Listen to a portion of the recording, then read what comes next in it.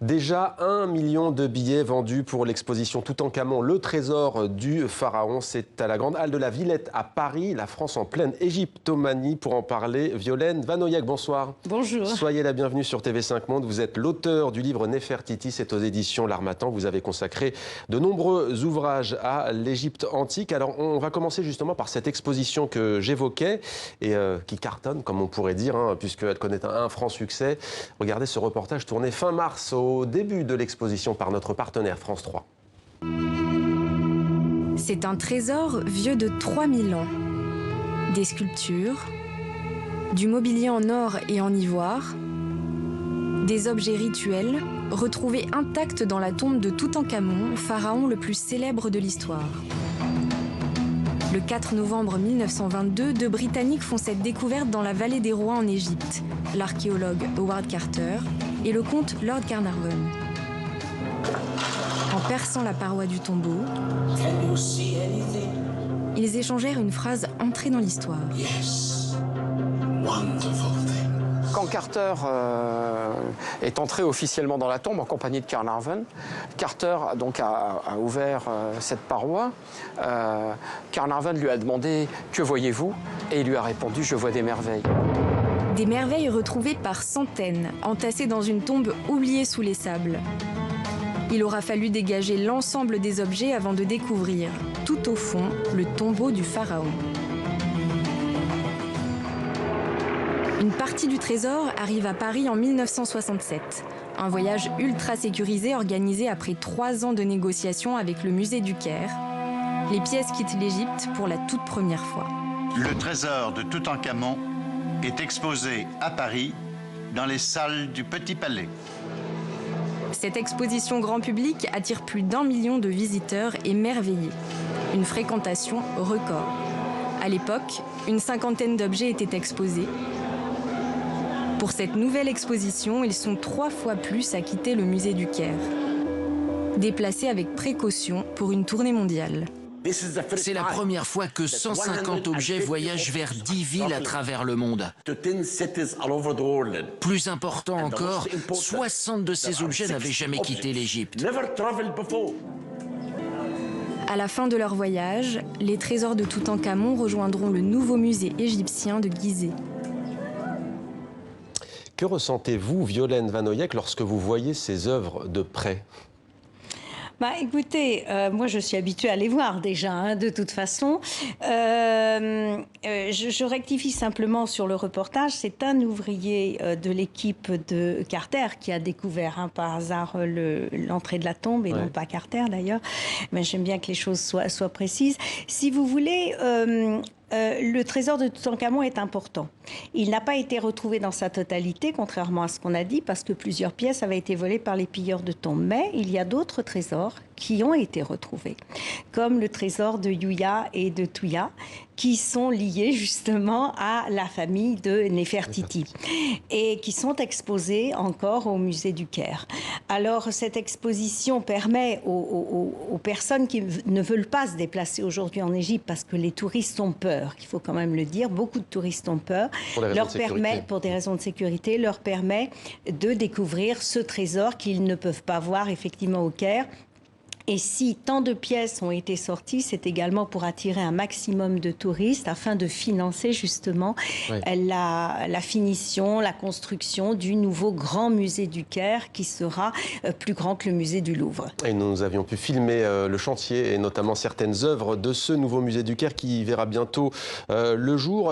Comment expliquez-vous le succès de cette exposition? Alors comparaison n'est pas raison, mais on évoque déjà un record battu, peut-être celui de l'exposition du siècle, qui avait attiré 1 200 000 personnes. Je l'explique par le fait justement que les touristes ont peur de se rendre en Égypte et qu'ils ne peuvent donc pas voir le trésor en Égypte. Donc c'est l'opportunité de le voir là. Mais on sent qu'il y a quand même un rapport particulier entre la France et l'Égypte. Il y a toujours eu un rapport particulier entre l'Égypte et la France, et même avec les archéologues français et l'Égypte.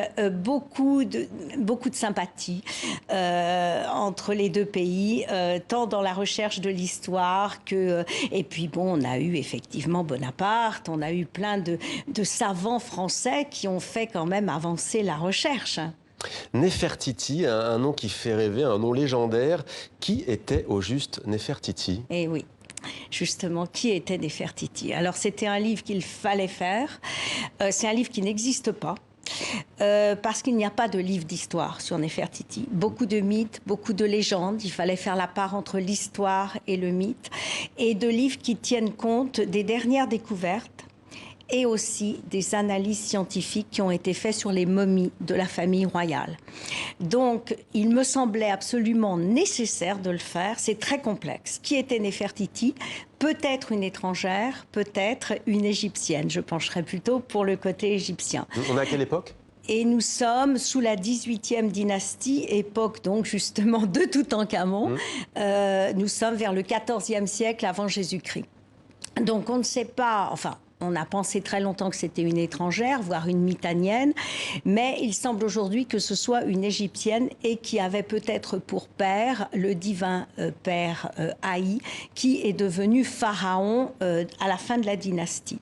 Alors, c'est quelqu'un qui a été déterminant, qui a créé des modes, qui, de par sa soi-disant beauté, a beaucoup fait créer de légendes, justement de mythes, mais le fameux buste de Berlin, très très célèbre, où on la voit borgne, représentait borgne, ne représenterait pas Néfertiti.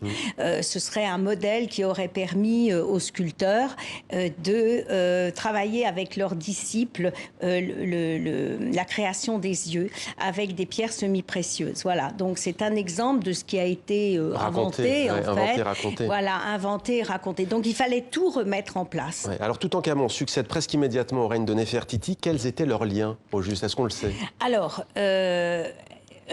on a pensé que Néfertiti pouvait être la mère de Toutankhamon.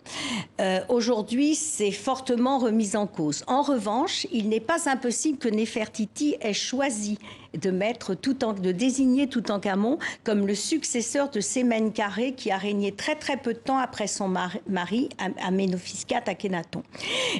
Toutankhamon, en tous les cas, était marié à une des filles de Néfertiti, donc Sénamon, et c'est donc un couple très très attachant qui n'a pas pu véritablement régner, et les ministres, enfin l'équivalent des ministres, régnaient à leur place. En tous les cas, Néfertiti, à ce moment-là, effectivement, a certainement eu un rôle dans la décision du choix de Toutankhamon. Et probablement aussi que Toutankhamon faisait partie de la famille royale, même s'il n'était pas directement le fils de Néfertiti. Alors, comment le couple royal Akhenaton-Néfertiti vivait-il à Akhetaton, j'ai bien dit Akhetaton, la fabuleuse cité créée pour le dieu Aton? Eh oui. Alors, il faut savoir que donc, avant, ils vivaient vers le temple de Karnak. Ils avaient créé donc des monuments pour le dieu Aton, à côté du dieu Amon, rivalité entre les deux clergés évidemment. Et un jour, ils créent Akhetaton, qui signifie l'horizon d'Aton, à quelques kilomètres au sud donc de Thèbes.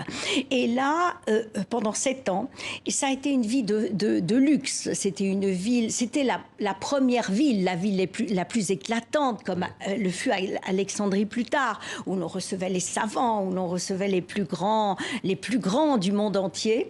Et c'était une ville qui était toute dédiée à Aton. Donc beaucoup de temples à ciel ouvert, où on laissait passer la lumière et les rayons d'Aton, les rayons solaires. Mais je pense que c'était une ville qui était agréable à vivre, qui est devenue agréable à vivre, parce qu'elle a été créée ex nihilo dans un endroit où il n'y avait pas d'eau, où il y avait des bêtes sauvages, etc. Enfin, très, très hostile.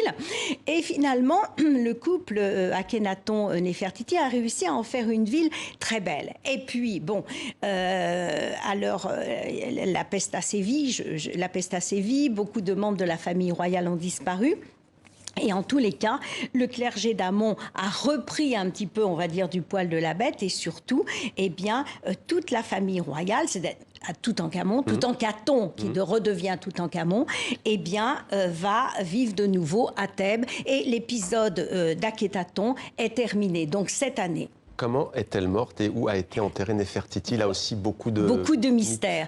Alors, beaucoup de mystères sur sa disparition. On n'a pas retrouvé la tombe de Néfertiti à Akhetaton, alors qu'on a retrouvé celle de son époux. Ouais. Et probablement que la momie de Néfertiti a été enterrée à Kétaton, mais qu'elle aurait été transportée, pourquoi pas dans la vallée des rois, peut-être par son père supposé Haï, avec la complicité de Toutankhamon. Je n'exclus absolument pas cette hypothèse qui me plaît fortement et j'avoue que je suis quasiment sûre qu'on aurait retrouvé la momie de Néfertiti parce qu'on a des momies de grandes épouses royales qui n'ont pas été analysées. Voilà. Merci beaucoup Violaine Vanoyek d'être venue nous parler de Néfertiti. C'est aux éditions L'Harmattan avec des très belles photos, très belles images. C'est très bien illustré. Merci à vous. Merci beaucoup.